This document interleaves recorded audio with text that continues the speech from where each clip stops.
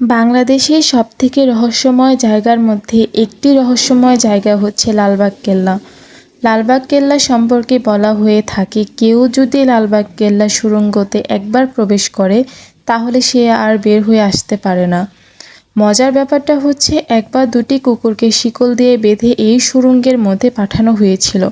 পরবর্তীতে শিকলগুলোকে ফেরত পাওয়া গেলেও কুকুর দুটিকে ফেরত পাওয়া যায়নি।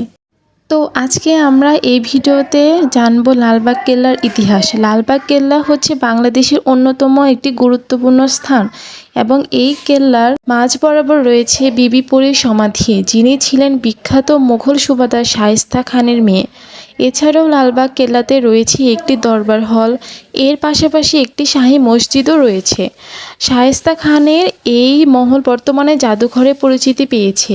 তাছাড়া এই জাদুঘরে রয়েছে হাতের লেখা কোরআন শরীফ, রয়েছে মুঘল সাম্রাজ্যের বিভিন্ন ফটোগ্রাফ, রয়েছে রাজকীয় ঝাড়বাতি, এছাড়া রাজদরবারে ব্যবহৃত জিনিসপত্র।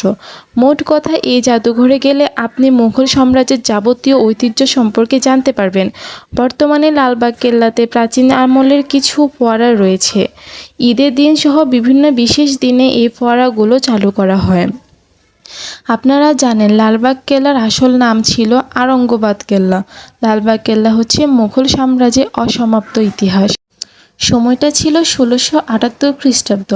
মোহাম্মদ আজম শাহ বাংলার সুবাদার নিযুক্ত হন, তখন এটি নির্মাণের পরিকল্পনা করেন। কিন্তু নির্মাণের কাজ শেষ হওয়ার আগে তাকে দিল্লিতে ডেকে পাঠানো হয় এবং তখন এটি নির্মাণ কাজ থেমে যায়।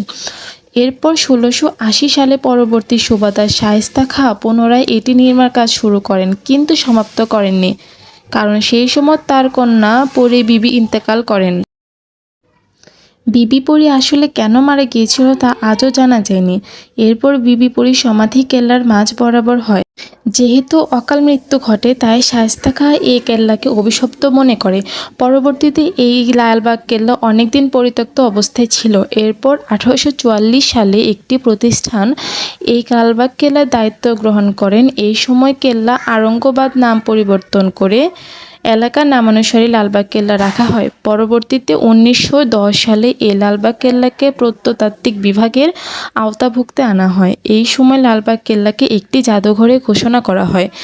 এরপরেই এটি জনসাধারণের জন্য উন্মুক্ত করে দেওয়া হয়। এছাড়া লালবাগ কেল্লা সম্পর্কে বলা হয়ে থাকে, সিপাহী বিদ্রোহের সময় যারা বিদ্রোহ করেছিল তাদেরকে মেরে এই লালবাগ কেল্লায় ফেলে দেওয়া হয়েছিল। ব্যাপার হচ্ছে, 1897 সালে যে ভয়ঙ্কর ভূমিকম্প হয়েছিল, সেই ভূমিকম্পে লালবাগ কেল্লার কিছুই হয়নি।